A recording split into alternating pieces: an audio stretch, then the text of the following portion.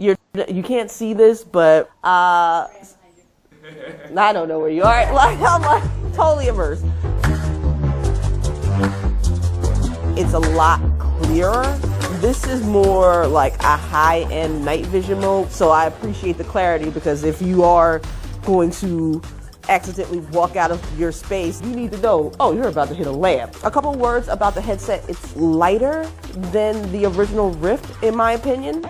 I don't have the original here with me, but it just I don't feel like the heaviness up front that was with the original Rift. And some things to note, that if you can see there are these sensors on the outside. There's 4 of them. They are basically inside-out tracking, and they make sure that when I start bouncing around and moving around, that I stay within the play space that I've created and don't kill myself by running into a wall or falling over a couch, or you know, the typical pratfalls that could befall a person when doing VR. The sensors also track the cool little rings around the controllers, and that basically detects movement and lets me move in this free space. So I'm going to hit the continue button on Beat Saber. Nice combo.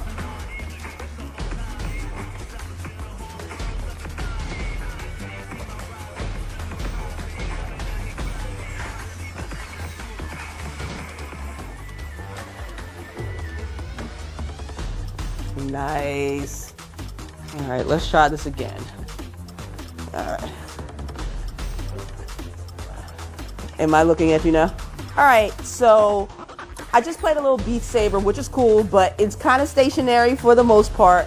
So I'm going to demonstrate Super Hot VR, one of my favorite games in VR, just to show the look my no wires aspects of the Oculus Quest. Now, oh crap! That's 2, and that's 3. Now, what's really cool about this is that I am moving around, and when I do reach the exterior, the limits of my Guardian system, the grid immediately comes up. So if I were to reach through to the grid with my hands, it'll basically show my hand going through the grid. But if I go with my head, this all fades out to show me the real world through the pass-through camera, and make sure that I don't walk into a wall or something else unfortunate. Put it down, sir. No. All right.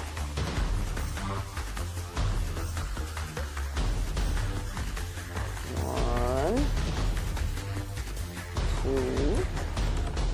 and 3. Aw, come on, man.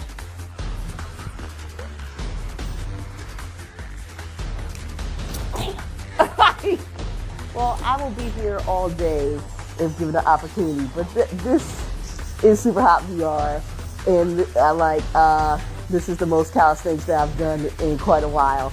So we're going to cut out here.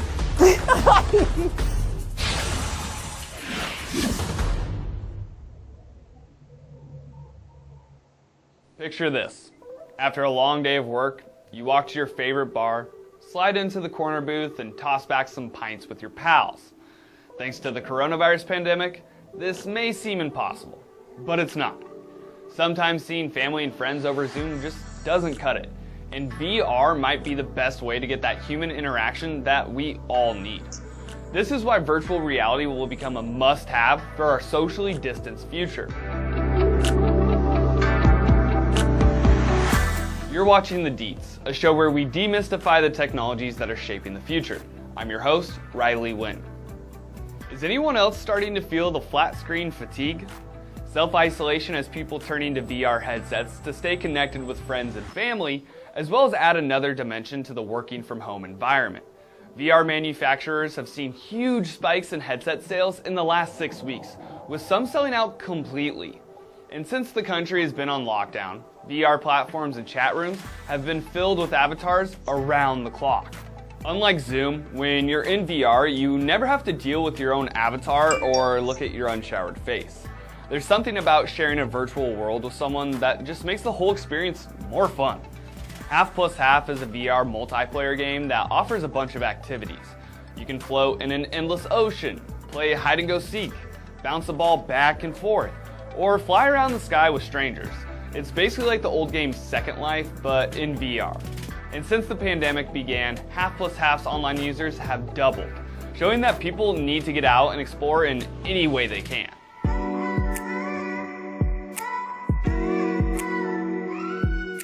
Virtual reality headsets can be intimidating for those who aren't that tech savvy, but this pandemic is pushing immersive technology forward in a way that we haven't seen since the birth of VR. It's not just for enthusiasts and gamers. VR is going mainstream. Most headsets nowadays, like Oculus, don't need a beefy PC to work. Headsets are usually a few $100s, they're lightweight, cordless, can be thrown into a backpack, and used pretty much anywhere. If you're looking for an alternative to Zoom and the visualization aspect is important for your workplace, headsets may be the way to go. Major events like concerts, film festivals, and large tech conferences are now pushing for VR instead of live streams. During this pandemic, we've seen VR go from a luxury to an important tool. People are still working during quarantine, and companies need a way to train those employees remotely. Industries like medicine, engineering, architecture, product design, and education have shown an increased interest in VR, not only because it's essential for hands-on time, but for visualization as well. When you're learning something in VR, you actually have the experience of doing the task compared to someone just describing it to you. Like the saying goes, practice makes perfect. Companies like HP have been using VR training for a while, and it's paying off. The company has seen a 90% retention rate after training its own printer technicians with VR. Experiences that make work more immersive are helpful, but the true promise of VR is to deliver people into the real world. Imagine this, it's fall. Life still isn't the same. Football is back, but without fans. VR can put you in the stadium with your favorite team. You can feel the stadium rattle after a big play, look up at the sun on a beautiful Saturday morning, and actually feel like you're somewhere other than sitting on your couch. VR can bridge the gap to the 3D world that we're missing so much. Adversity sparks innovation, and that's exactly what we're seeing in the virtual reality industry right now. Until next time, I'm Riley Wynn with Digital Trends, and thanks for watching.